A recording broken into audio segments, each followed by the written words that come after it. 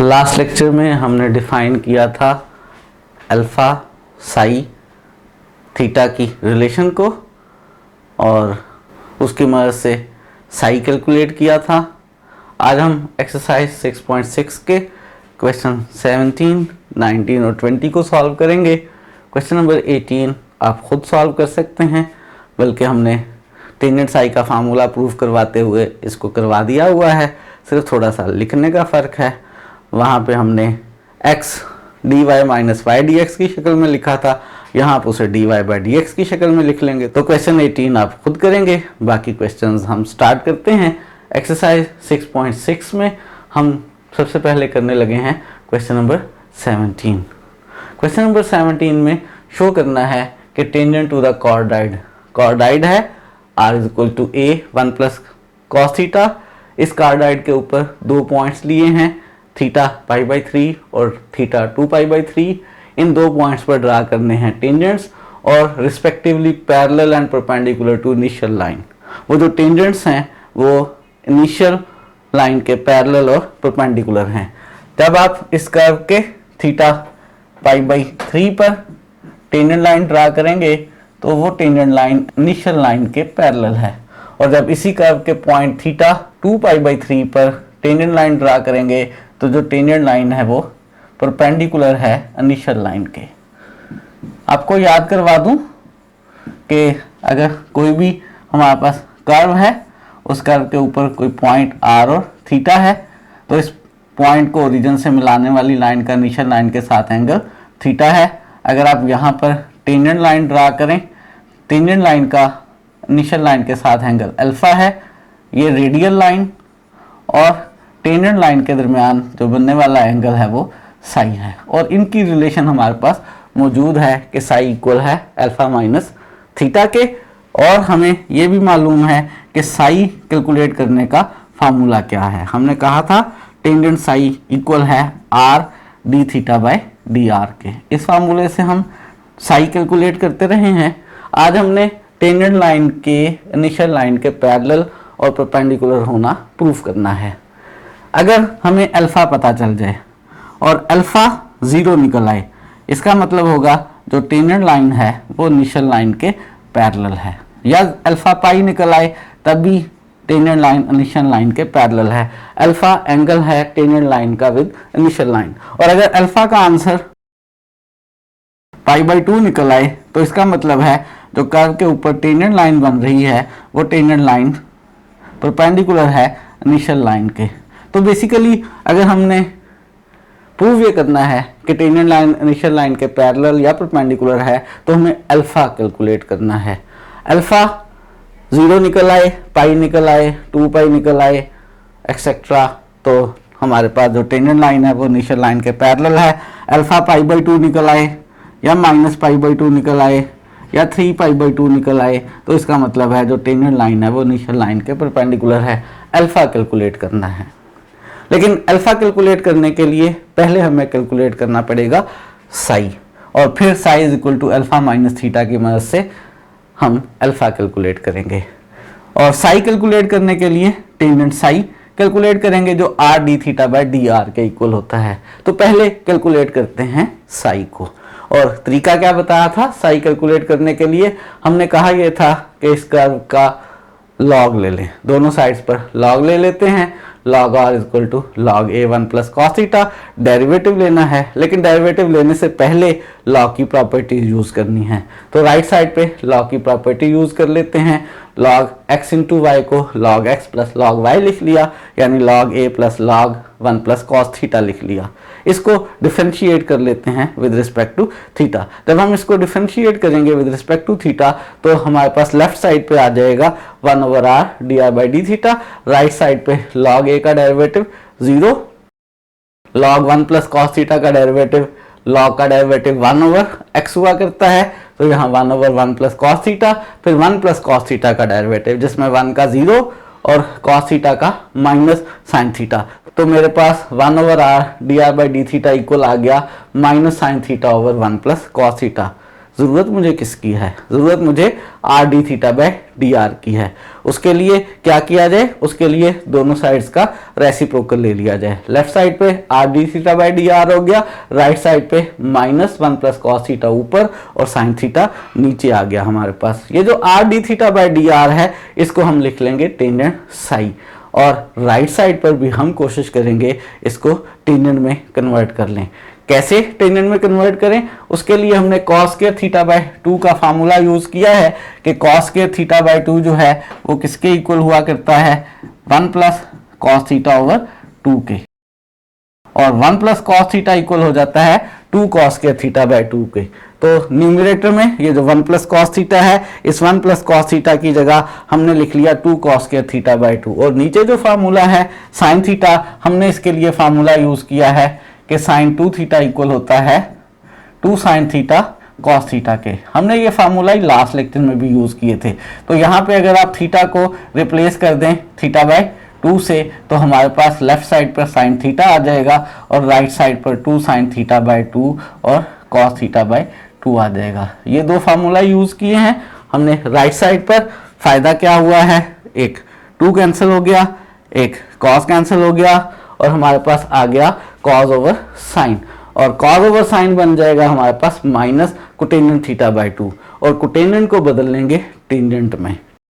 कैसे, tangent pi by 2 plus alpha जो है माइनस कोटेनेंट अल्फा होगा, इसलिए इसको हमने tangent pi by 2 plus theta by 2 लिख दिया, जो कि माइनस कॉट थीटा आ रहा है। दोनों साइड्स पर टेंजेंट है तो यहाँ से साई आसानी से कैलकुलेट हो गया। साई का आंसर आ गया pi by 2 plus theta by 2। क्या साई कैलकुलेट करना था? नहीं, अल्फा कैलकुलेट करना था। हमारे पास रिलेशन क्या है, हमारे पास रिलेशन है कि साई इक्वल होता है अल्फा माइनस थीटा के। तो अगर थीटा को उधर ले जाएं तो अल्फा आ गया Sai plus theta. Sai calculate कर चुके हैं, साई की वैल्यू यहाँ सब्स्टिट्यूट कर लेते हैं, तो अल्फा आ गया साई की value pi by 2 plus theta by 2 और प्लस थीटा। थीटा बाय 2 और थीटा को ऐड करेंगे तो कितना हो जाएगा, तब थीटा बाय 2 और थीटा को ऐड करेंगे तो 3 थीटा बाय 2 हो जाएगा। यही मेरे पास अल्फा की वैल्यू आ गई। अल्फा की वैल्यू मैंने मालूम कर ली है, और मुझे अल्फा मालूम करना है 2 पॉइंट्स पर। कौन से 2 पॉइंट्स पर? थीटा पाई बाय 3 पर और थीटा 2 पाई बाय 3 पर। और पाई बाय 3 थीटा पर जब अल्फा कैलकुलेट करें तो अल्फा का आंसर 0 या पाई आना चाहिए, और जब हम 2 पाई बाय 3 थीटा पर अल्फा कैलकुलेट करें तो अल्फा का answer pi by 2, 3 pi by 2 या माइनस पाई बाय 2 आना चाहिए, जिससे प्रूव हो जाए कि टेंजेंट लाइन जो है वो इनिशियल लाइन पे परपेंडिकुलर है। तो ये काम करते हैं अब लास्ट में, और अल्फा तो हम कैलकुलेट कर चुके, pi by 2 plus 3 theta by 2। हम इसमें पहला पॉइंट थीटा पुट करते हैं, पाई बाय 3 थीटा पुट करेंगे तो हमारे पास अल्फा आ जाएगा पाई बाय 2 प्लस 3, और थीटा की जगह पाई बाय 3, इसमें 3 कैंसिल हो जाएगा, पाई बाय 2 और पाई बाय 2 ऐड करेंगे, कितना बन जाएगा? बिल्कुल सही कह रहे हैं, पाई बन जाएगा। तो अल्फा का आंसर हमारे पास पाई आ गया और बात खत्म हो गई। अल्फा पाई आने का क्या मतलब है? अल्फा पाई आने का मतलब है टेंजेंट लाइन इस तरह की है, इसका इनिशियल लाइन के साथ एंगल पाई बन रहा है, यानी टेंजेंट लाइन इनिशियल लाइन के पैरेलल है। तो प्रूव हो गया कि थीटा जब पाई बाय 3 लेते हैं तो हमारे पास जो टेंजेंट लाइन बनती है कर्व के ऊपर वो पैरेलल टू इनिशियल लाइन हुआ करती है। इस स्पेशल कर्व की बात कर रहे हैं। ये कर्व अगर आपको इसकी शेप याद है तो इस तरह की शेप है। ये वाला पॉइंट है जिसका थीटा कितना है, पाई बाय 3 है। यहाँ पर जब आप टेंजेंट लाइन ड्रा करें तो वो टेंजेंट लाइन इनिशियल लाइन के पैरेलल बनती है। वैसे ही एक एक्स्ट्रा बात, एक पॉइंट यहाँ पर भी है, यहाँ पर भी जब आप टेंजेंट लाइन ड्रा करेंगे तो वो इनिशियल लाइन के पैरेलल होगी, और इसका जो थीटा होगा वो माइनस पाई बाय 3 होगा। ये एक्स्ट्रा बात वैसे ही बता रहा हूँ। क्वेश्चन के मुताबिक हमने जो प्रूफ करना था वो प्रूफ कर लिया है, एक हिस्सा प्रूफ कर लिया है, एक बाकी है अभी। कौन सा बाकी है जी? दूसरे थीटा के लिए थीटा 2 पाई बाय 3, इसको इस इक्वेशन 1 में पुट कर लेते हैं। अल्फा हमारे पास आ जाएगा पाई बाय 2 प्लस 3 बाय 2, और थीटा की जगह 2 पाई बाय 3। फिर क्या हुआ, 3 कैंसिल हो गया, 2 कैंसिल हो गया, पाई बाय 2 में पाई ऐड करें तो कितना आंसर आया, एलसीएम लेकर ऐड कर लेंगे आप। अल्फा का आंसर 3 पाई बाय 2 आ रहा है, और 3 पाई बाय 2 आने का मतलब है क्या है, यहाँ पर जो हमारे पास कर्व के ऊपर टेंजेंट लाइन बन रही है वो इनिशियल लाइन के ऊपर परपेंडिकुलर है। अल्फा 2π/3। इस कर्व के ऊपर ये वाला पॉइंट है जिसका अल्फा 2π/3 है। यहाँ पर आप टेंजेंट लाइन बनाएंगे तो वो टेंजेंट लाइन इनिशियल लाइन के ऊपर परपेंडिकुलर बनेगी। प्रूव हो गया कि थीटा जब 2π/3 है तो tangent is perpendicular to initial line है। ये था क्वेश्चन नंबर 17। एक्सरसाइज 6.6 में से ही एक और क्वेश्चन करते हैं। क्वेश्चन नंबर 19 है हमारे पास। शो करना है कि ये जो कर्व लेमनिस्केट है इसके किसी भी पॉइंट के ऊपर थीटा 0 से π/4 के दरमियान जब भी आप एंगल मेजर करें किस किस के दरमियान, रेडियस फैक्टर और आउटवर्ड पॉइंटेड नॉर्मल के दरमियान, तो उस एंगल का आंसर 2 थीटा आता है। अगर कोई सी भी कर्व हो हम उसके किसी पॉइंट के ऊपर रेडियस वेक्टर और टेंजेंट वेक्टर में एंगल मेजर करें तो हमने उसको कहा है वो साई है। यहाँ पर उसने बात की है नॉर्मल की। अगर ये मेरे पास टेंजेंट लाइन है तो इसके साथ 90 का एंगल बनाती हुई ये हमारे पास नॉर्मल लाइन है और हमें निकालना है इस वक्त एंगल किसके दरमियान, रेडियस वेक्टर और आउटवर्ड पॉइंटेड नॉर्मल के दरमियान। ये मेरे पास आउटवर्ड पॉइंटेड नॉर्मल है, ये वाला एंगल मुझे कैलकुलेट करना है और इस एंगल का आंसर आना चाहिए 2 थीटा। मेरे पास साई मौजूद है, मेरे पास टेंजेंट और नॉर्मल के दरमियान एंगल मौजूद है 90, तो ये वाला एंगल जो नॉर्मल और रेडियस के दरमियान है, नॉर्मल और रेडियस के दरमियान बनने वाला एंगल, ये कैसे कैलकुलेट किया जा सकता है, ये साई -π/2 भी हो सकता है। ये पिक्चर थोड़ी सी चेंज हो जाए तो π/2 माइनस साई भी हो सकता है। जनरली आप कह सकते हैं साई -π/2 का मॉडुलस। अगर मुझे रेडियस वेक्टर और आउटवर्ड पॉइंटेड नॉर्मल लाइन के दरमियान एंगल कैलकुलेट करना है तो पहले मुझे कैलकुलेट करना पड़ेगा साई और फिर साई -π/2 का मॉडुलस जो है वो radius vector outward pointed normal के दरमियान एंगल होगा। साई पहले कैलकुलेट करते हैं।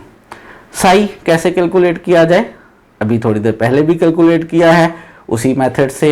हमें जो कर्व दी हुई है सबसे पहला काम उसमें दोनों साइड्स पर लॉग ले लेंगे। लॉग ले लिया, log r² = log a² cos 2 theta.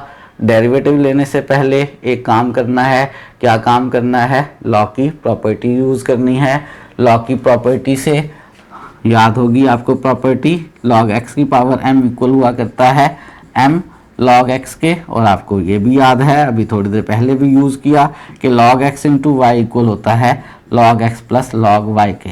ये दो प्रॉपर्टीज़ अगर हम यहाँ यूज़ कर लेते हैं तो ये 2 पहले आ जाएगा, 2 log r हो जाएगा।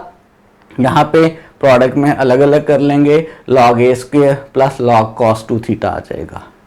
log a² पे एक दफ़ा फिर प्रॉपर्टी यूज़ कर सकते हैं, 2 को log से पहले लिख सकते हैं, लेकिन मैं ज़रूरत नहीं महसूस कर रहा। वजह यह है कि log a² कांस्टेंट है, कांस्टेंट का डेरिवेटिव 0 है, तो मुझे पावर को log से पहले लाने की ज़रूरत नहीं है, उसके बाद भी डेरिवेटिव ने 0 ही आना है। मैंने log की प्रॉपर्टी यूज़ कर ली, डिफरेंशिएट कर लेते हैं। लेफ्ट साइड पे 2 एज इट इज़ और log r का डेरिवेटिव 1/r dr/d थीटा।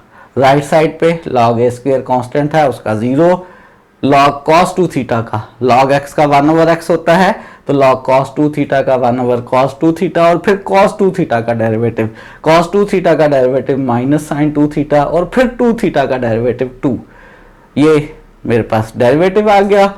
2 को दोनों साइडों पर कैंसिल किया जा सकता है, 2 को कैंसिल कर लें तो 2 को कैंसिल करने के बाद 1/r dr/d theta minus sin 2 theta over cos 2 theta के इक्वल आ गया। मुझे कैलकुलेट करना है साई, और टेंजेंट साई किसके इक्वल हुआ करता है, टेंजेंट साई इक्वल हुआ करता है r d थीटा/dr के। क्या कैलकुलेट हुआ है फिलहाल हमारे पास 1/r dr/d थीटा कैलकुलेट हुआ है। इसका ले लेते हैं रेसिप्रोकल, तो r d थीटा/dr बन गया -cos 2 theta over sin 2 theta. r d थीटा/dr को लिख लेते हैं हम टेंजेंट साई और -cos ओवर sin को लिख लिया cot 2 थीटा। हमारी कोशिश अब ये है कि राइट साइड पर भी टेंजेंट बन जाए, और थोड़ी देर पहले भी बनाया था। इसको टेंजेंट 2 थीटा को हम लिख सकेंगे टेंजेंट π/2 + 2 थीटा। ऐसा लिखने से अब आप साई आसानी से कैलकुलेट कर सकते हैं। साई इक्वल आ गया π/2 + 2 थीटा के। एंगल कैलकुलेट कौन सा करना है, एंगल कैलकुलेट करना है रेडियस वेक्टर और आउटवर्ड पॉइंटेड नॉर्मल के दरमियान, और वो मैंने डिफाइन कर दिया कि वो किसके इक्वल है। मैंने कहा वो इक्वल है किसके, वो इक्वल है साई माइनस पाई बाई 2 के मॉडुलस के। यहाँ पर साई की वैल्यू लिख लेते हैं पाई बाई 2 प्लस 2 थीटा और minus pi by 2, pi by 2 plus और माइनस के कैंसिल हो गए और कितना आंसर आ गया, और आंसर आ गया मेरे पास 2 थीटा। और यही आंसर हम कैलकुलेट करना चाहते थे। क्वेश्चन की डिमांड थी कि रेडियस वेक्टर और आउटवर्ड पॉइंटेड नॉर्मल के दरमियान एंगल 2 थीटा होना चाहिए, और उसका आंसर 2 थीटा हमारे पास आ गया है। एक्सरसाइज में से एक और क्वेश्चन करते हैं, एक्सरसाइज 6.6 का क्वेश्चन नंबर 20 है। इक्वेशन मालूम करनी है टेंजेंट लाइन की इस कर्व के लिए इस पॉइंट के ऊपर, और आंसर लिखना है रेक्टेंगुलर कोऑर्डिनेट्स में, यानी एक्स और वाई की फॉर्म में। जब भी हमने एक्स और वाई की फॉर्म में लाइन की इक्वेशन निकालनी हो, हमें पॉइंट मालूम हो और स्लोप मालूम हो, तो y minus y one is equal to m into x minus x one के फार्मूले से आप लाइन की इक्वेशन मालूम कर सकते हैं। अगर मुझे टेंजेंट लाइन की इक्वेशन निकालनी है रेक्टेंगुलर कोऑर्डिनेट्स में, तो मुझे ज़रूरत है इस कर्व के ऊपर पॉइंट y1 की, x1 की और स्लोप की, और कर्व के इस पॉइंट के ऊपर 1 और पाई बाई 4। ये जो पॉइंट हमें 1 और पाई बाई 4 दिया हुआ है, ये बेसिकली इसका पोलर कोऑर्डिनेट्स है, r और थीटा हैं। r इसमें 1 है, थीटा इसमें पाई बाई 4 है। मुझे मालूम करनी है टेंजेंट लाइन की इक्वेशन, उसके लिए मुझे चाहिए स्लोप, और स्लोप जो है पोलर कोऑर्डिनेट्स में हमने देखा है कर्व की टेंजेंट लाइन का जो इनिशियल लाइन के साथ एंगल है वो अल्फा है, तो टेंजेंट लाइन की स्लोप जो है वो टेंजेंट अल्फा होगी। मुझे मालूम करना पड़ेगा इस कर्व के लिए अल्फा, और थोड़ी देर पहले भी किया था। अल्फा के लिए मुझे पहले कैलकुलेट करना है साई, और साई इक्वल होता है अल्फा माइनस थीटा के। और साई कैसे कैलकुलेट किया करते हैं?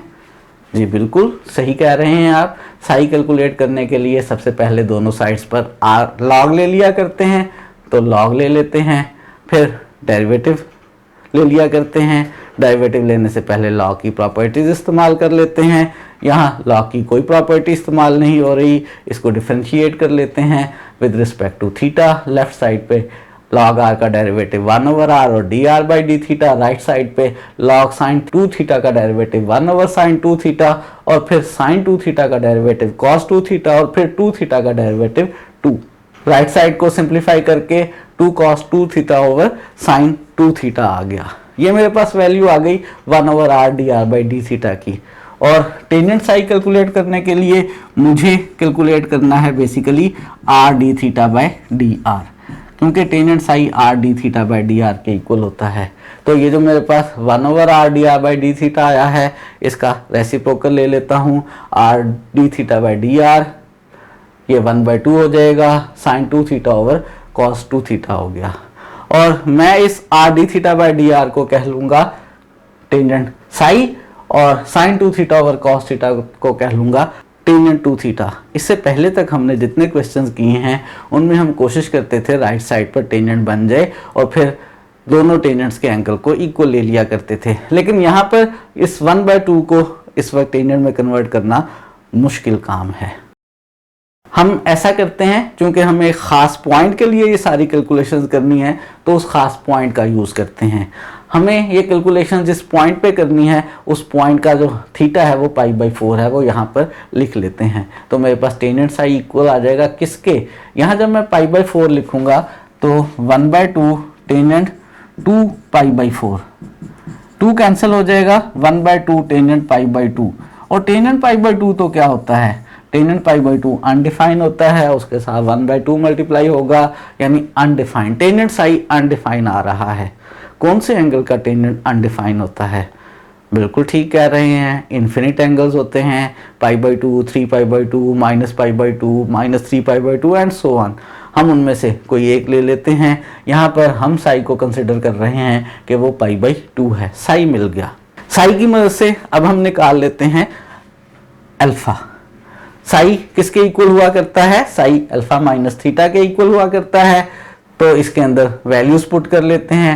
साई की वैल्यू π/2, थीटा की वैल्यू π/4, इस π/4 को राइट साइड पर ले जाएं तो अल्फा हमारे पास आ जाएगा π/2 प्लस π/4, π/2 और π/4 को एलसीएम लेकर आप ऐड कर लें जी। कितना एलसीएम आ जाएगा जब आप इनको ऐड करेंगे? 4 एलसीएम आ जाएगा, 2π प्लस π और ये बन जाएगा 3π/4। तो मेरे पास जो अल्फा है उसकी वैल्यू आ गई है 3π/4। अल्फा मालूम हो गया है और मैं मालूम करना चाहता हूँ m, और m किसके इक्वल हुआ करती है? m टेनेंट अल्फा के। तो m टेनेंट अल्फा यानी टेनेंट 3π/4।